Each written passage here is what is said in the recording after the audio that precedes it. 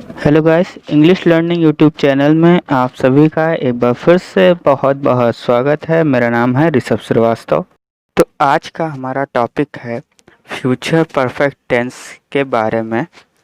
पिछले टॉपिक पे हमने फ्यूचर कॉन्टिन्यूअस टेंस के बारे में बात की थी। आज हम फ्यूचर परफेक्ट टेंस के बारे में जानेंगे, इसकी क्या पहचान होती है, इसको कैसे बनाते हैं।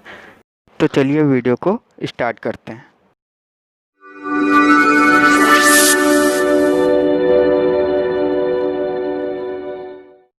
सबसे पहले देखिए पहचान क्या है, किस तरह के सेंटेंस इस टेंस में आते हैं।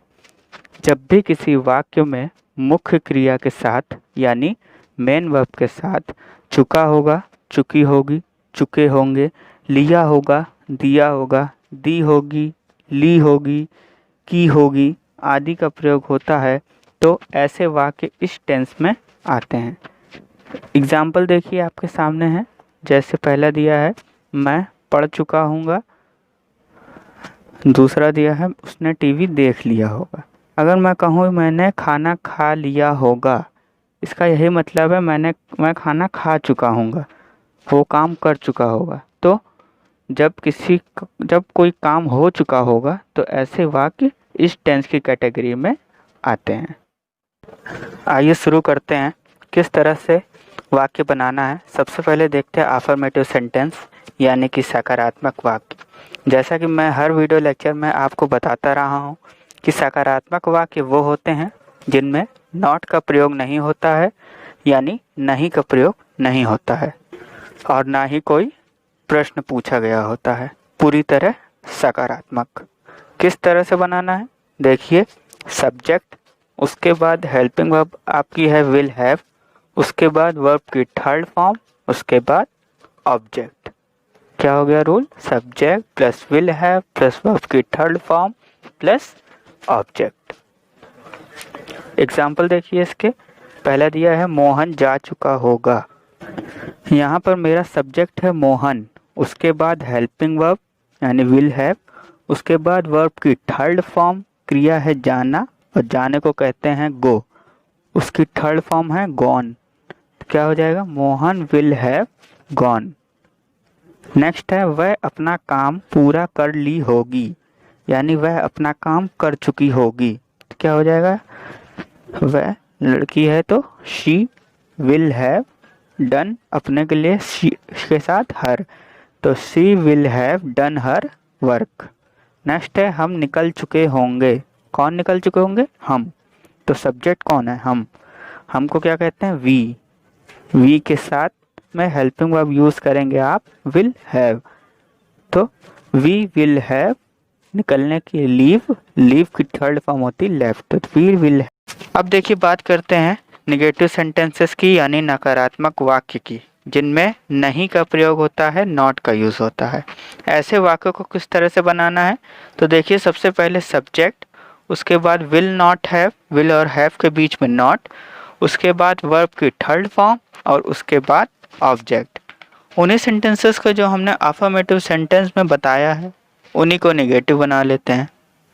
देखिए पहला एग्जाम्पल दिया है मोहन नहीं जा चुका होगा, तो यहाँ पे क्या करेंगे?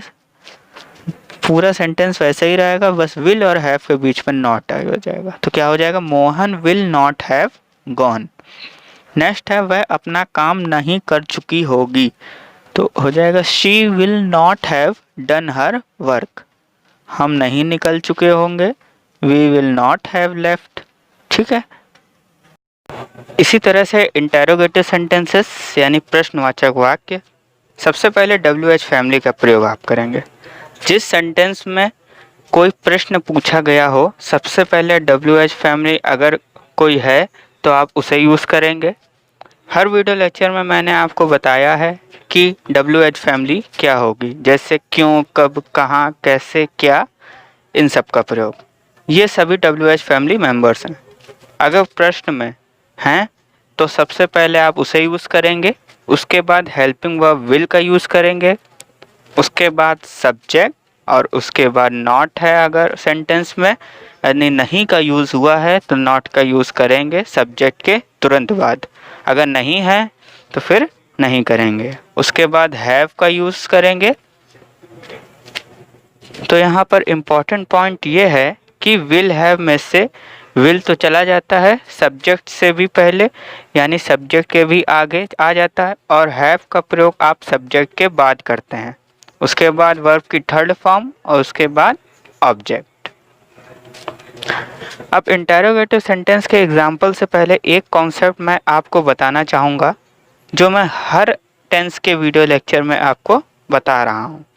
आपके सामने दो सेंटेंस है से क्या वो पढ़ चुका होगा, और दूसरा सेंटेंस है कि वो क्या पढ़ चुका होगा। दोनों सेंटेंस में देखिए फ़र्क है।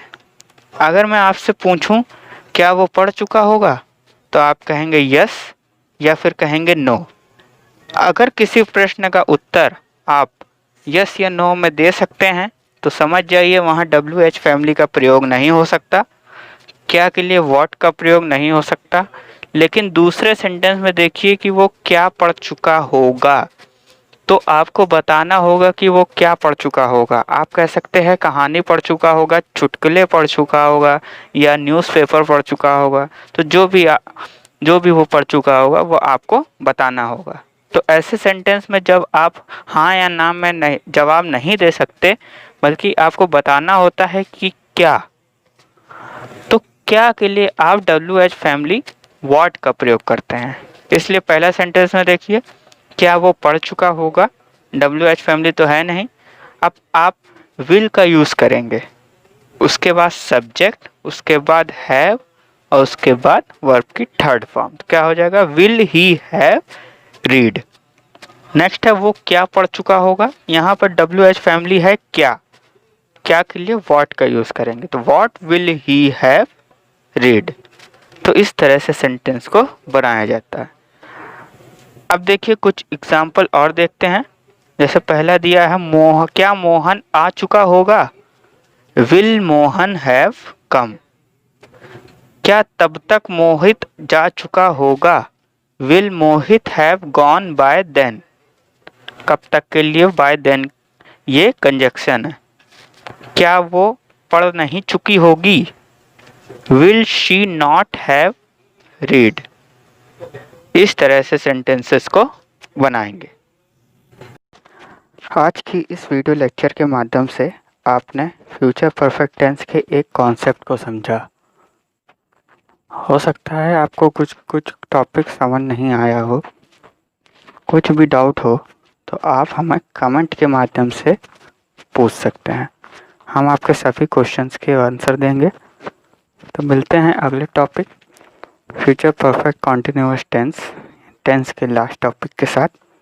तो बने रहे चैनल के साथ, सब्सक्राइब करें और इस वीडियो को लाइक करें। नमस्कार।